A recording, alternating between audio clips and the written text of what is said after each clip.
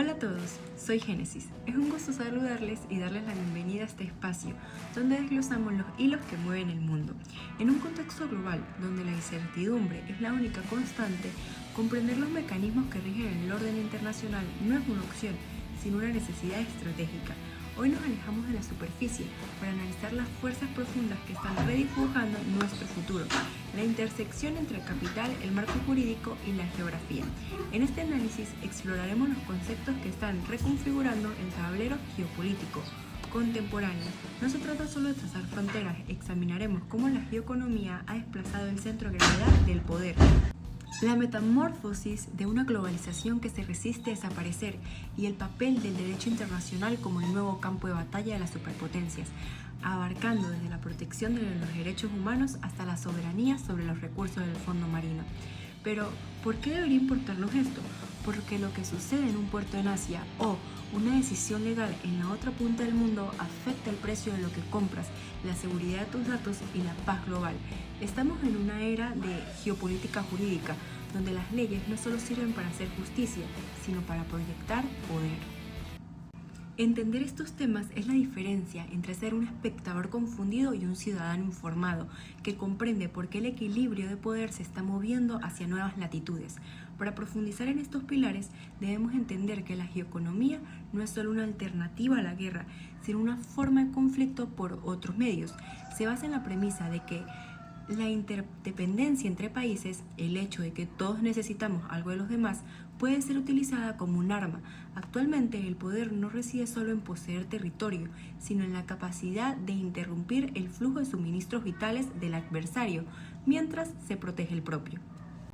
Estamos hablando de la gramática del comercio, utilizada para escribir la lógica de la guerra.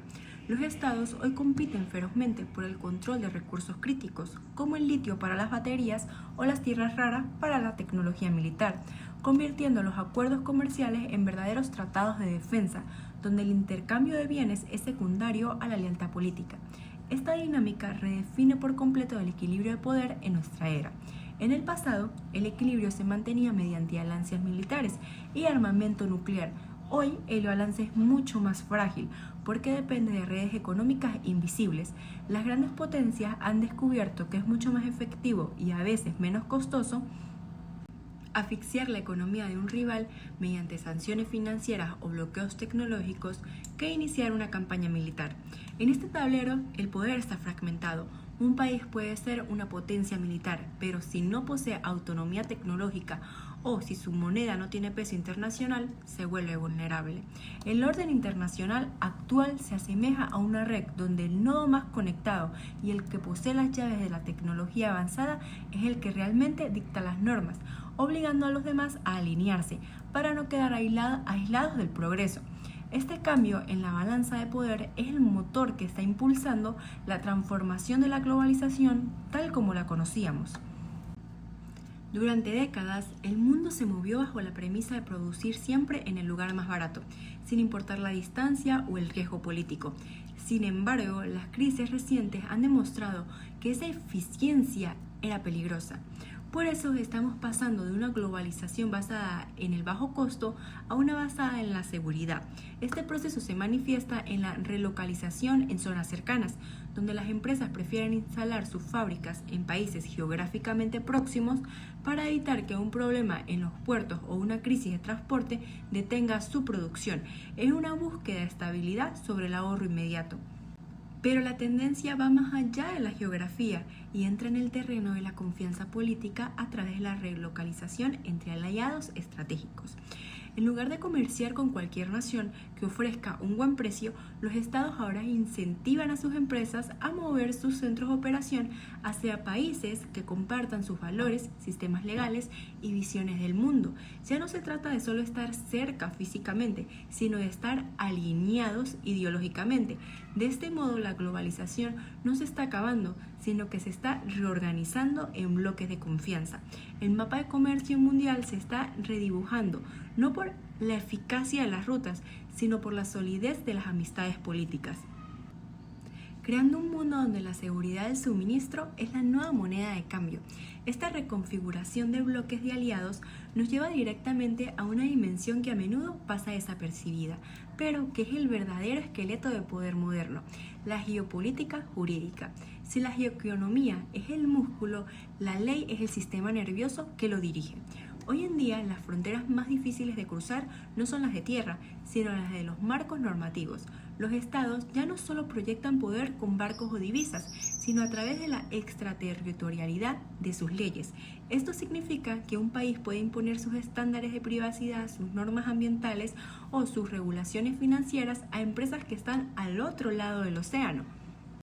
Al hacerlo, crean una esfera de influencia, donde quien escribe la ley domina el mercado.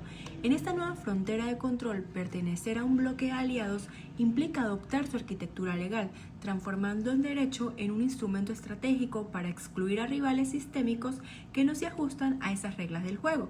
Dentro de esta arquitectura legal, la geopolítica de los derechos humanos juega un papel central y sumamente complejo.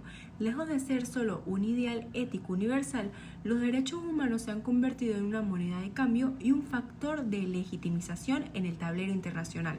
Las potencias utilizan el cumplimiento de estos estándares como un filtro para decidir con quién comercian y a quién sancionan. Esto genera una tensión constante. Por un lado, la promoción de la dignidad humana como un valor global y por otro, su uso como una herramienta de presión diplomática para señalar las debilidades del adversario. En este sentido, la soberanía de las naciones se ve desafiada por una justicia que pretende ser global, donde los tribunales internacionales y las misiones de observación pueden alterar la reputación y la estabilidad económica de un país, influyendo directamente en su capacidad para atraer inversiones o participar en los beneficios de la globalización. Pero si el derecho intenta ordenar lo que sucede en tierra, el desafío se vuelve monumental al mirar hacia el horizonte. Entramos en el terreno del derecho acuático y la geopolítica del mar. El océano es el sistema circulatorio del comercio mundial. Más del 80% de las mercancías transitan por rutas marítimas y por el fondo del mar corren los cables de datos que sostienen Internet. Aquí la geopolítica se vuelve líquida. El control de los estrechos, los canales y las zonas económicas exclusivas es lo que define quién tiene la última palabra sobre el flujo de energía y suministros. El derecho del mar, regido por tratados internacionales, intenta poner orden en un espacio donde las potencias compiten por la soberanía de las plataformas continentales y el acceso a recursos minerales submarinos, que son vitales para la transición tecnológica. La soberanía marítima es hoy la máxima expresión de la proyección de fuerza. Un país que logra asegurar sus rutas navales y proteger sus recursos acuáticos no solo garantiza su alimentación y energía, sino que adquiere la capacidad de estrangular o facilitar el comercio de sus vecinos. Por tanto, el mar no es un espacio vacío entre naciones, sino un territorio en disputa donde el derecho internacional lucha por evitar que la ley del más fuerte se imponga. Desde el control de los archipiélagos hasta la protección de la biodiversidad marina, la geopolítica del mar nos recuerda que el dominio del mundo siempre ha pasado y seguirá pasando por el dominio de las olas y de las leyes que pretenden gobernarlas.